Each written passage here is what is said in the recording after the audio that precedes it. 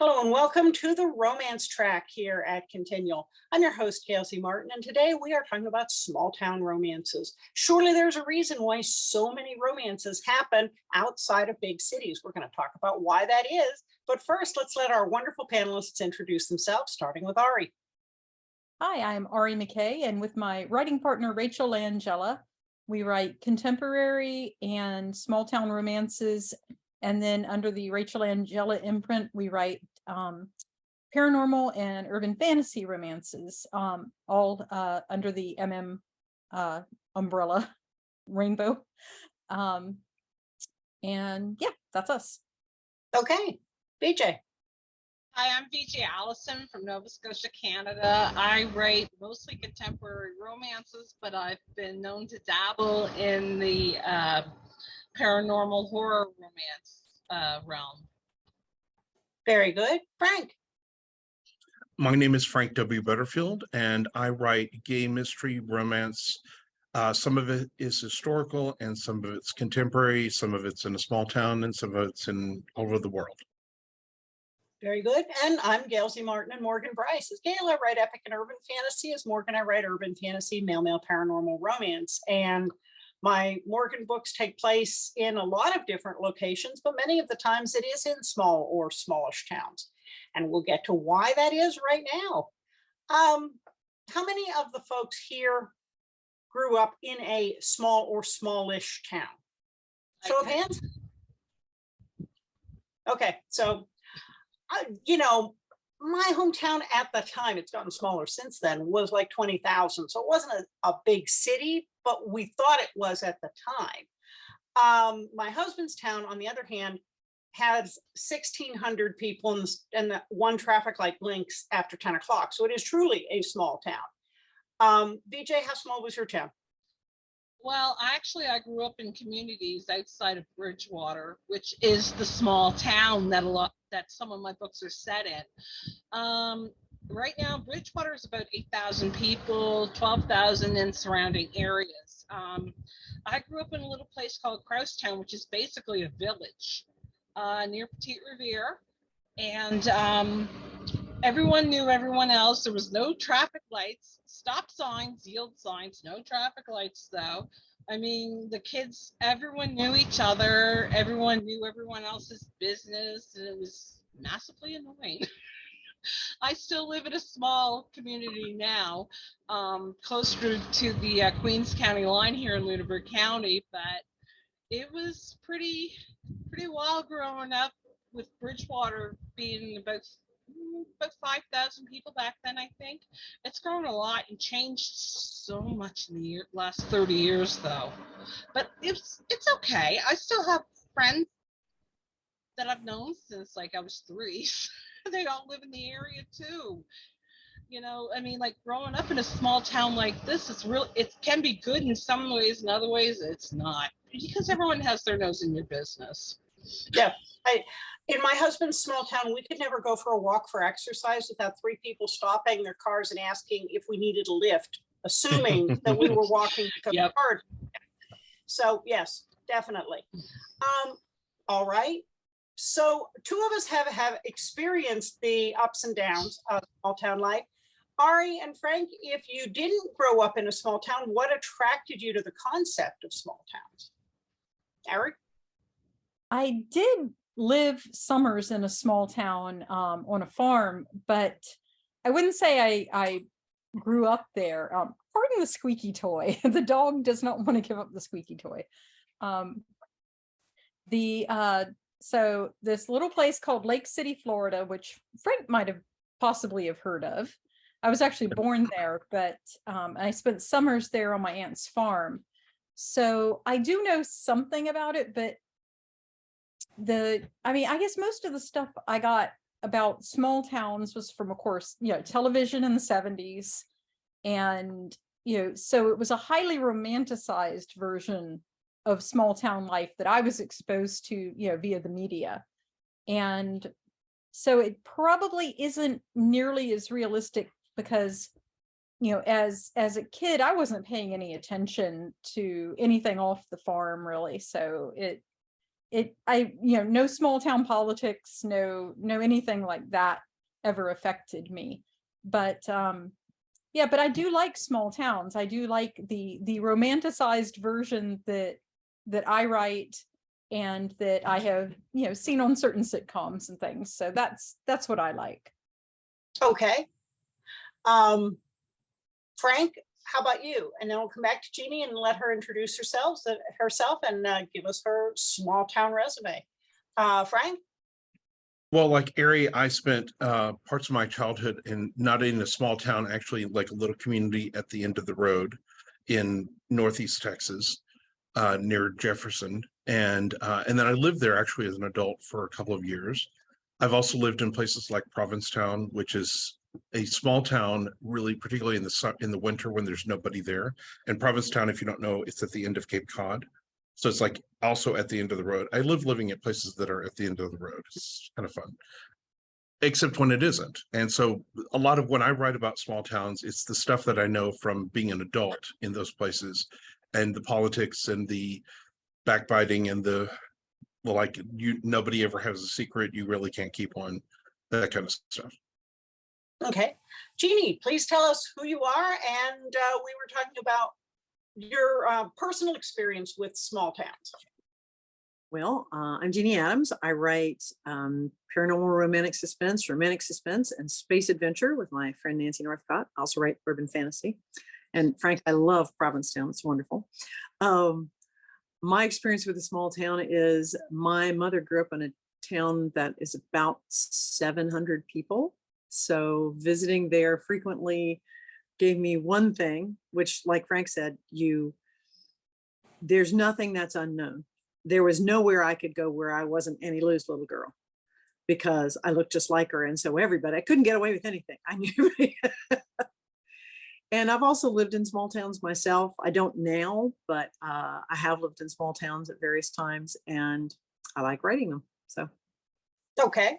Well, I want to come back to what Ari said about the romanticized small towns for our settings, because Hallmark has certainly done more for, moving real estate in small towns than any other campaign. So what is that romanticized version of small towns that makes us all want to pack up and leave? Ari? I think that people like the thought of a simpler existence where it's not, at least for me, like I live now in the DC area. Oh my God, traffic. I just can't handle being stuck in traffic with 100,000 other people on the Washington Beltway. It makes me insane. So yeah, maybe a town might only have stop signs or, a blinking red light after 10 p.m., but there's something actually kind of nice about that, it's like a slower pace, at least in the romanticized versions that, I like to write, a slower pace, people being more supportive, your neighbors actually knowing you. I have neighbors here in Maryland that I don't talk to. I've never really spoken to them. I've never been inside their houses. So I do think that a lot of us who have been in a very urban environment kind of like the thought of it being more homey, more personal, and simpler and more slow paced than what we have to put up with every day. Okay. Frank? Well, I think part of the attraction of that is kind of the idea or the thought that it's all going to be very slow and people are going to know each other and that they're going to be friendly. But I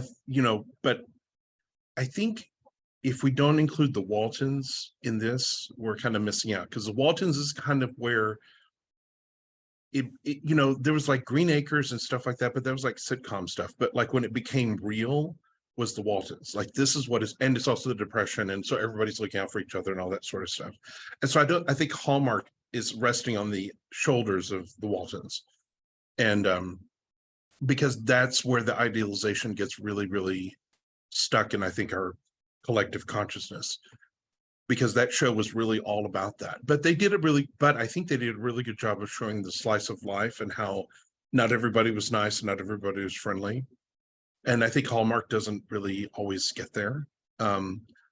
everybody's always friendly and always nice. And I'm like, I don't know where this town is, but I've never lived in that town. So, but it's fun to see and it's a nice escape. And that's part of what it is to be able to escape into that idea and enjoy that, you know, for the time that you're there as a reader or as a watcher. Okay, Jeannie? Oh gosh, I think Mayberry has to be stuck in there too, because, you know, that's definitely the small town vibe and everybody's a friend. And if they're not, they're just the curmudgeonly one that everybody sort of makes allowances for. And, you know, I think it is sort of rosy glasses that no big city trouble comes to a small town.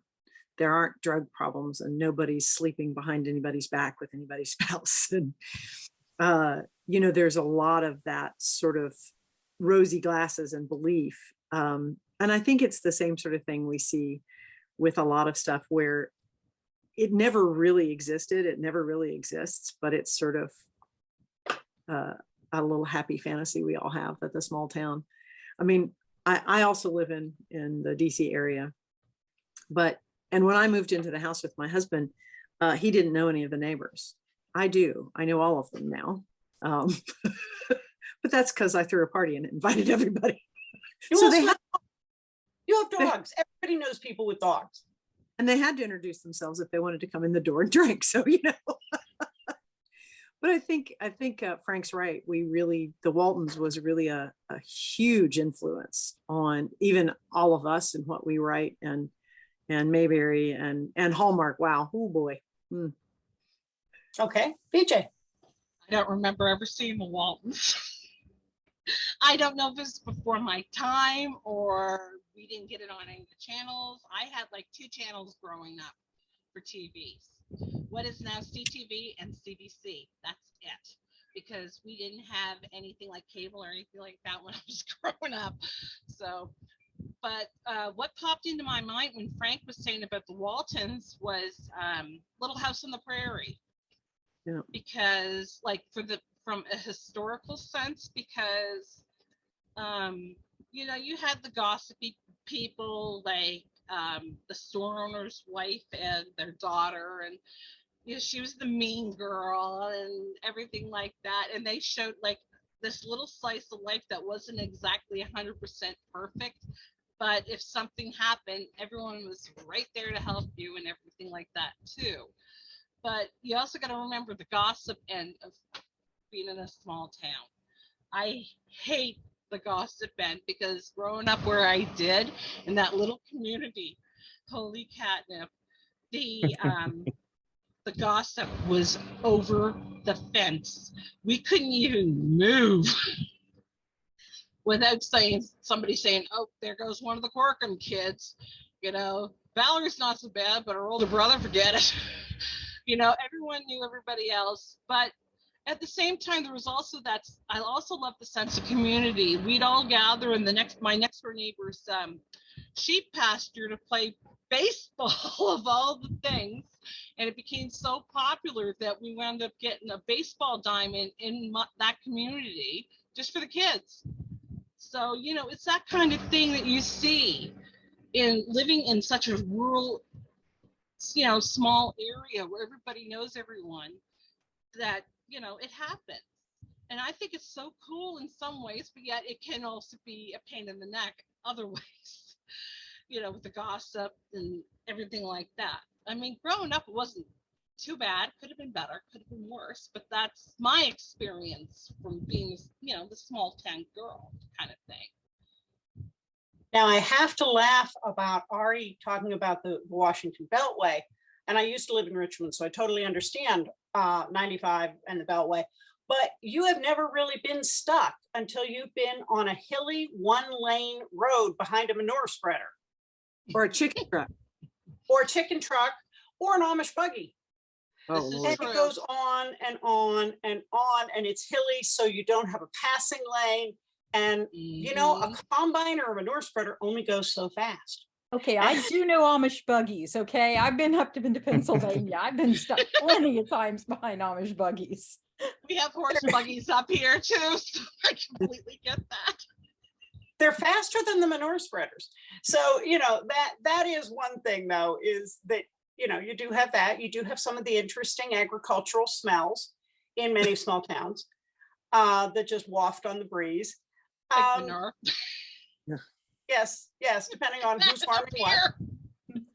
Of course, you also have neighbors bringing you over all their zucchini and their tomatoes, or leaving it in your car. That joke about in August, never leave your car unlocked or your neighbor will fill it up with zucchini, which is only partially not true.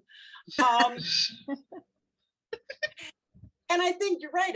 At the best, there is at least a percentage of people who will show up to help each other. It might not be everybody like on TV, but there are good-hearted people who will show up to help. And on the worst side, there is that not only, you know, oh, well, this kid was misbehaved a lot in 6th grade, so let's just write him off for the rest of his life. But also, if his daddy wasn't a good kid, then, well, what do you expect of the kids? And so sometimes it can be very hard to outrun that kind of family history, because God forbid you had somebody in the family who didn't walk the straight and narrow. People have long memories. And so in a city, you can leave all that behind. You can change your name. You can go somewhere where you're not likely to meet anybody. You're going to meet the same people all the time in a small town. When my husband and I were getting married, I heard stories from everybody we used to provide things for the wedding. Like the cake baker had been his bus driver when he was in 3rd grade, so I got to hear about that. And everybody knew him from the time he was growing up, which I thought was cute, but you know, you just never outrun that.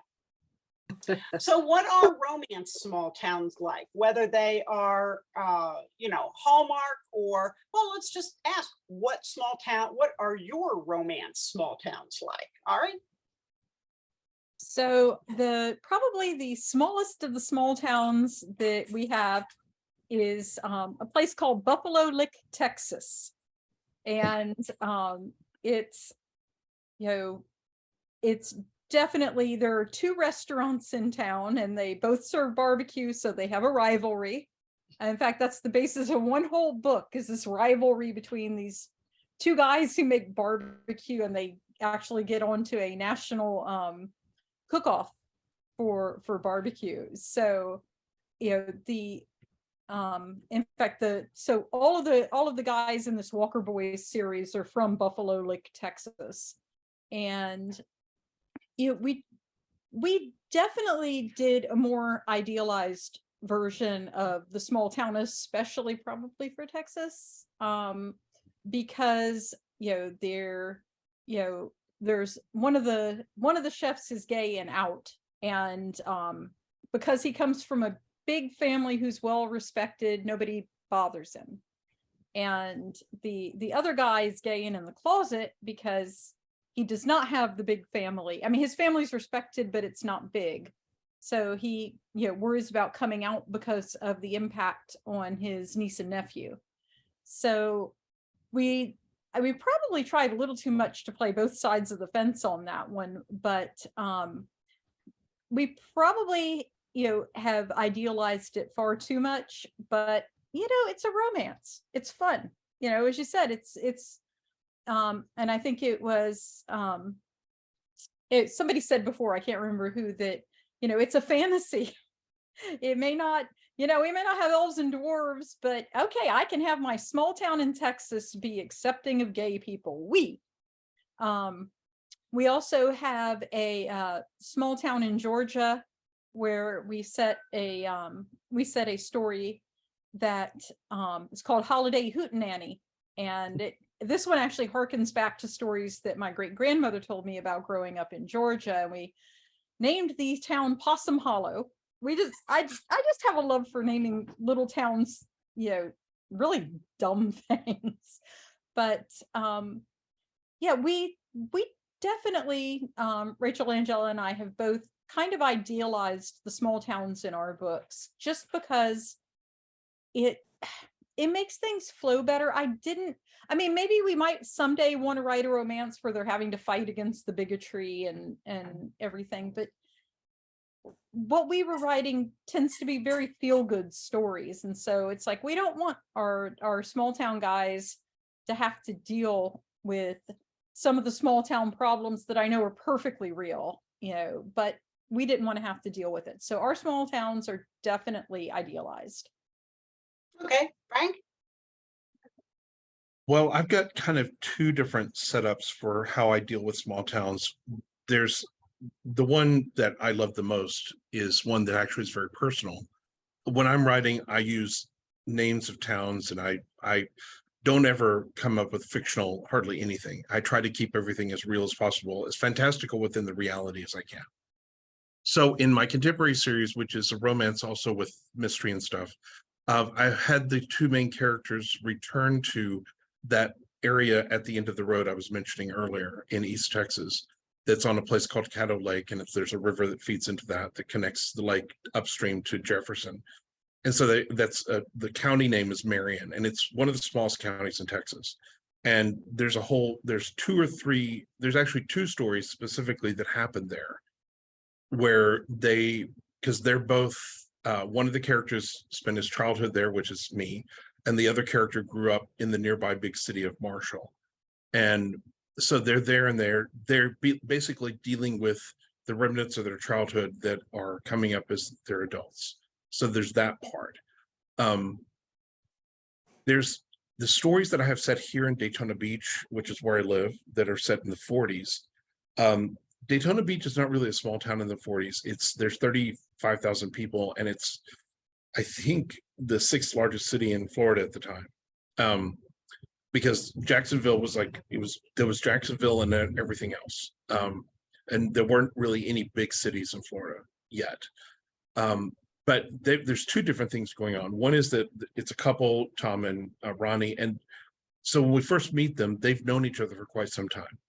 And what happens, though, in the beginning is that they become a couple in a way they haven't before. And so there's that. And it's happening on the backdrop of Tom is a lawyer, Ronnie's a private detective, and they're working in the town amongst their, other people. And they have to keep what they're doing on the down low and to deal with that. And then as the stories continue, because it's a long form romance, as the stories continue, they're constantly having to dodge around. So in a way, they build this little small town inside the larger town, which then leads me to my other series, which is set in San Francisco in the 50s, starting off. After my third book, I think it was, I had somebody leave a review that said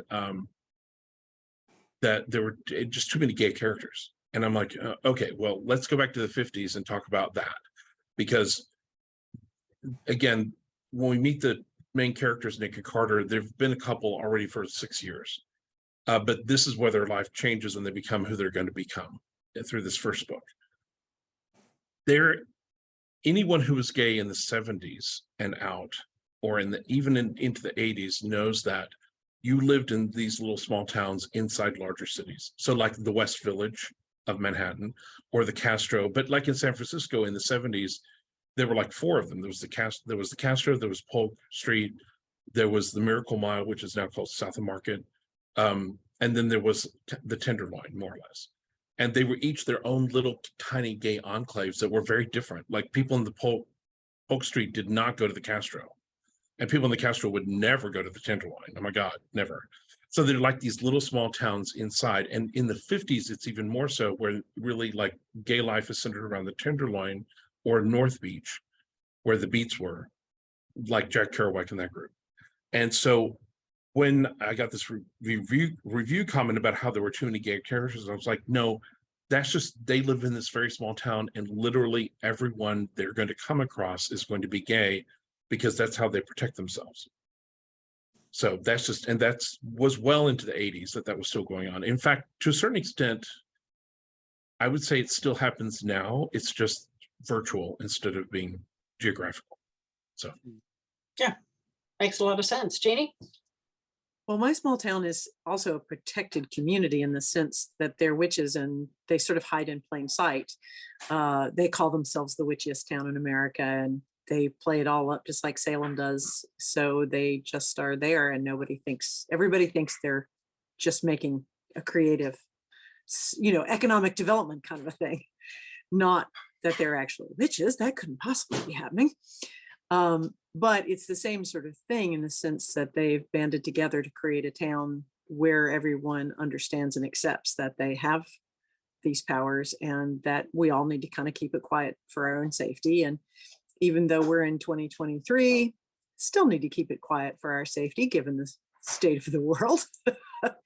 So I think for that particular series, in the sense of it being a small town, it's an enclave, much like what Frank is talking about, much like you might have seen, you know, in the early turn of the 20th century, when, you know, if you were Polish immigrants, you were relegated to one side of housing, or, you know, Swedish immigrants, you were relegated to a certain housing, or Harlem back in the 20s and 30s. And it's the modern version of that, of how do we protect ourselves. And yet it is a welcoming place, a place that is trying to extend acceptance because they accept each other and they understand that differences and the way you treat people differently causes a lot of pain. So, and the irony being, of course, that they accept colors, creeds, nations, whatever, non-magic folk. You still have the small town mentality of, it creeps in. I let it creep in deliberately, because you always have prejudice, even within the town. Well, your family's more magic than my family, or my family's more magic than your family. I think that's part of the flavor of a small town. Even when you're idealizing it, you're still going to have, I mean, even Hallmark does it. They still have the grumpy guy that runs the grocery store. And, you know, he comes and stops in and gets his coffee. And he's not necessarily a main character, but he's sort of one of those, "Aw, isn't that cool?" characters. And I think in the other series that I've used small towns, or the other stories where I've used small towns, they tend to all have that sort of flavor of, there's the good and the bad. I try to keep it balanced, but it's always still, like Ari says, it's always still going to be more idealized and better than probably reality. Okay, BJ? I have reality invading some of my books, especially the ones set in small towns. Away to Me shares about, you know, parental abuse to a child and stuff like that. She grew up down in Shelburne County and ran away, and a lot of different things. And it shows that no one in the community helped her, because they all kept it hush hush and everything. It was an open secret. Under Your Scars also shows a bit of domestic violence, but it's also from boyfriend girlfriend kind of thing, and but it also shows the gossip end of everything. The poor leading lady, Alexis, she does not like crowds. She hates gossip and everything like that. What does her boss do? Invites her to the biggest party of the season.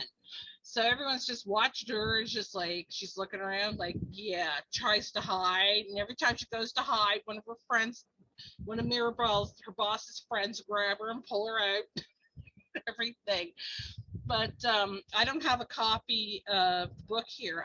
Honestly, my latest release, he's a trans man and she is pansexual, and I hated to write it in, but I had to show some of the bigotry and the small-mindedness of some of the people, not necessarily here, but in her family, just to show just how awful some people can be towards the community as a whole. And he's generally in hiding until only like about 4 or 5 people in Annapolis Royal knows that he's a trans man, until after her grandfather basically announces it to the entire world.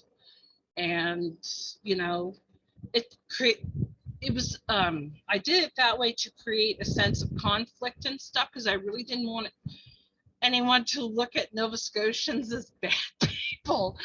Sorry, but that's just me. Everyone, like most people, are so friendly in this particular province, especially with tourists and new people and stuff. But I just wanted to showcase just how awful some people can be, even here or other places, with because the gossip, people looking after each other is another one that I wanted to show, that it's okay to be different and people will love you anyway. Even in these really small towns. Annapolis Royal is the smallest town in all of Nova Scotia. It's like less than 600 people, I think. So we're looking at a very tiny place, and it's so hard to keep secrets in there. But this character managed to keep one until the Dana Campbell's grandfather just belted it out. So that's basically what I wanted to showcase in my books. But that's just me, though. Well, Frank, I got to laugh on the comment you got about, why are there so many gay people in this town? And I've had that on some of mine. And it's like, well, we're writing fantasy. We're writing a romanticized version. And part of the fantasy is that the percentages are much friendlier, that you've got more people who are gay as a percentage of the town. So it's not, it's a larger percentage of the town. We've got more people. It's going to be hopefully more welcoming and less, fewer problems. So yeah, that definitely is part of the fantasy of the romanticized town, is that you've got more parity. But I've got two series that are set in small towns. My Kings of the Mountain series is set in Western North Carolina. The King family have a charter that goes all the way back to George III, when the United States was colonized, that named them the protectors of Cunanun Mountain and its environs, because they were a Welsh monster hunting family. And Cunanun is the phonetic spelling of the Welsh word for hellhound. So you've got this monster hunting dynasty in Western North Carolina that runs a chain of auto repair shops when they're not hunting werewolves. And so but they are, the town's named Kingston. So they are a prominent family and everybody knows they're armed to the hilt. So they really don't, they can stop any problems that get started, and kind of try to make sure that it stays the sort of small town that everybody else wants to live in. The other small town is Fox Hollow in the Adirondacks, which I based on Long Lake, New York, which is where I grew up going camping as a kid. And Fox Hollow is a town that is a sanctuary for misfit shifters and psychics. So if you are a permanent resident there, you need to either be a shifter or a psychic or somebody who is very closely connected to them, spouse, family member. Their real estate agents do a really good job of discouraging tourists who visit the area and are welcome in the on season from purchasing property there. Somehow it's just never available, because they want to make sure that it's shifters and romance. And if people want to go for a run in their fur, they're not going to accidentally get, in trouble, or get caught changing out of their fur. We all understand these things. So it's fun coming up with those elements of a small town and living in that idealized place where people band together and people look out for each other. And yeah, everybody knows each other, but they don't hold it against you too much. Although, you're never going to live down that thing that happened in third grade. Just never. So as we come up to the end of our time, let's each throw out a couple of suggestions of other series that we've read, set or series, movies, TV shows about small towns and romance that are some of our favorites. Ari? So I was thinking on the lines of Bonanza. And okay, so I've written plenty of historical Westerns. I love historical Westerns. And a lot of that is set around, the whole romanticized ideal of the small town area. So I'm getting stared at by my dog. So yeah, Bonanza and oh gosh, of course you put me on the spot. Now I can't remember. It's like all I remember is everything that everybody else said. Oh goodness. I haven't watched TV in so long. Well, it could be books, other series that are set in small towns. Ooh. You want to Well, give Frank? I read too much post-apocalyptic stuff, so I guess those are the ultimate definition of small towns. But yeah, I'll pass to Frank. Okay, Frank? Well, thanks, Ari, for taking a hit for the team because you're like gave the rest of us time to think. Because I was like, who? And then suddenly it hit me. I'm like, St. Mary Mead. This is not a romance. It's not romance at all, but it is my favorite small town in literature, the home of Miss Jane Marple. I love her, and I love her little town, and all the little people, all the people who live there that are little, and all the way. But then how St. Mary Mead goes out and saves the rest of the world as she goes around the rest of England and the world, saving, solving mysteries based upon things that happened in her little small town, because that's what she's always referring to. And I will give a big shout out to Cabot Cove, murder capital of North America, apparently, where lots of people seem to die. And it's fun. That TV show is a lot of fun. They have some issues of continuity a little bit, but it's fun, like watching all the characters and all these people from LA who are trying to sound like they're from Maine. That's also fun. Enjoy that. Well, you've had Cabot Cove at your peril, because we know Oh yeah. people who don't live there in every episode, one of them's going to die and the other one's going to kill them. So, at your peril. Yeah, exactly. Jeannie? So yeah, those are my two favorite series. And of course, I'm sorry, these are not romances, but I find them very romantic, actually, because of the fact that there's a through line that goes through, for Jane Marple. She has this long history that she's constantly referring to, and that's one of my favorite things about anyone as a character who can tap into a knowingness about what things were like before and what they mean, and can weave that kind of magic, because I love that. So okay, Jeannie? We used to joke in my family that Angela Lansbury's character was actually the angel of death. There are a couple series I really love with small towns. Kate Carlisle has a series of mysteries. It's got a little bit of a romantic thread through it, but it's more of a, like Frank was saying, more of a long running romance thread. But it's her series. There are two series, but the one is, let's see, it's A Wrench in the Works and Absence of Mallets. And her main character, her amateur sleuth, is a rehabber.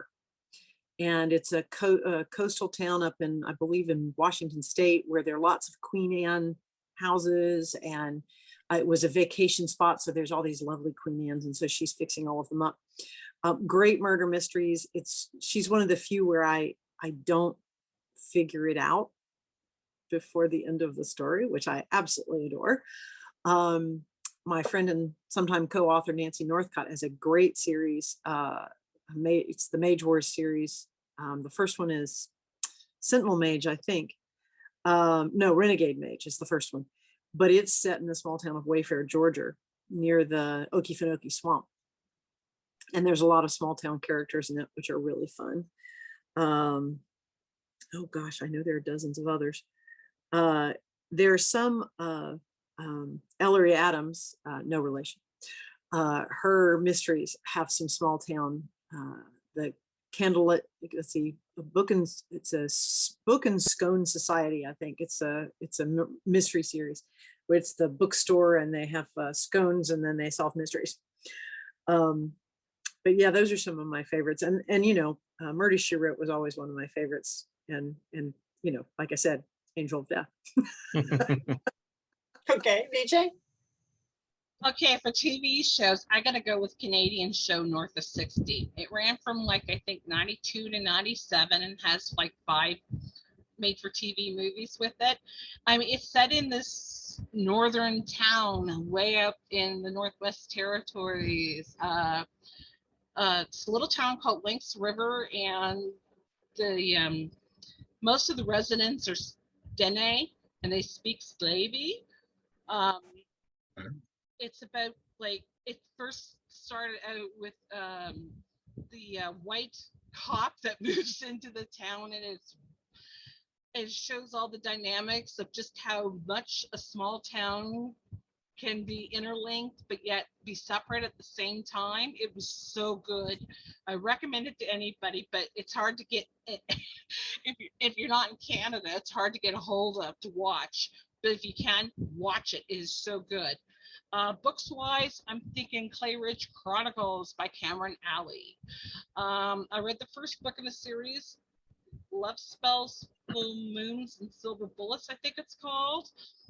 It's a paranormal story. In fact, there's 4 of us that collaborated on like a maze story, and that was her idea for it, and it just morphed into this series that she's going crazy with.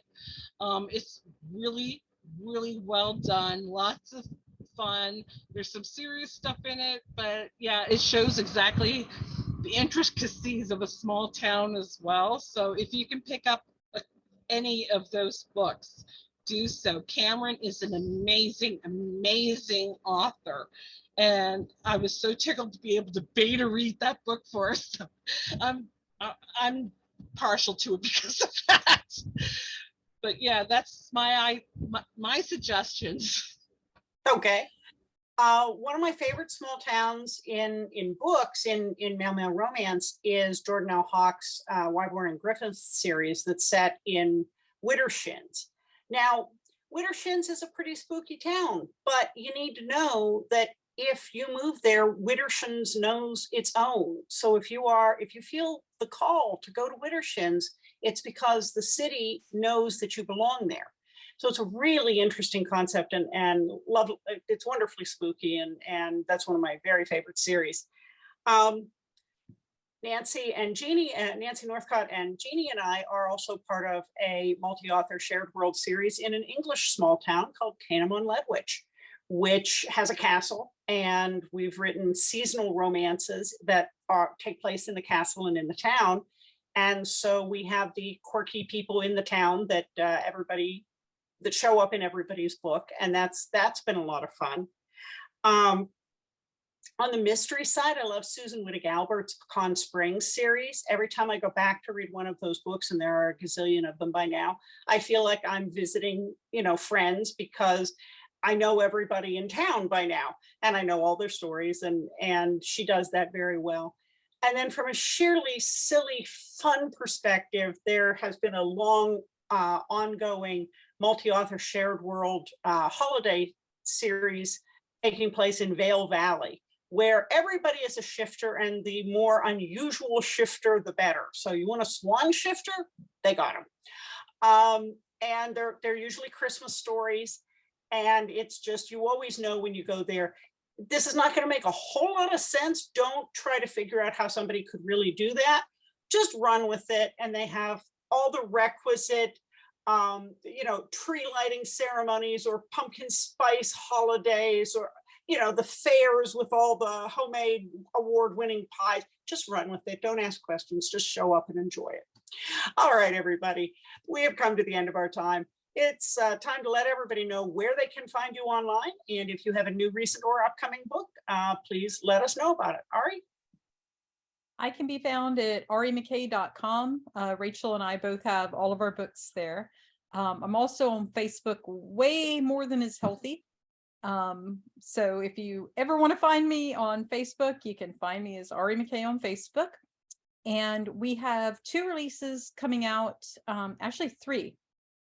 We have a short story in the Renaissance Elevator, Midnight in the Renaissance Elevator charity anthology that Miss Kay Harris produced, and that should be coming out next month, I think.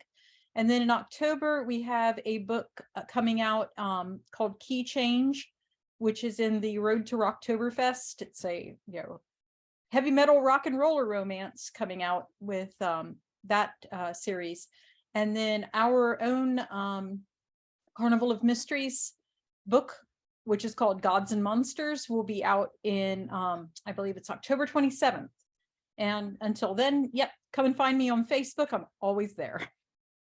Very good. Frank? You can find me at frankwbutterfield.com and on Facebook. I'm not much on any of the other socials. The book that just came out, well, actually it's June 1st, was The Vicious Vintner, which is number 39 in the Nick Williams series, and a really, really fun romp through Burgundy and Sonoma County and the wine industry from the 70s and 80s. It was kind of an epic. I've never written one that spanned so much time, so that was a lot of fun. The current book I'm writing is actually connected to that book, but it's in my contemporary series, and it's called Dancing in the Moonlight. And it also has epic qualities. It spans a lot of different times. And we're back in Burgundy again, which is a lot of fun to write about. I've never actually been to Burgundy, but I now really, really want to go. Yeah, so I'm on Facebook if you want to find me there, frankwbutterfield.com. And thank you so much for having me here. This is great. Awesome. Jeannie. Well, you can find me at jeanneadams.com. You can find me on the hive of scum and villainy that is the former bird app known as X now. I don't know. And Instagram, I'm on Instagram as well. But you can find my socials through my website, jeanneadams.com. You can find me here on Continual. And I had one of the Canham Castle books that Gail recommended was my last release, but that was June 21st. And that's Midsummer Mischief at Canham Castle. And I have exciting news that I get to be in Mercedes Lackey's next Valdemar anthology coming up in November called Something with Nothing. Very cool. V.J. You can find me on Facebook. I'm on X/Twitter, I guess you can call it.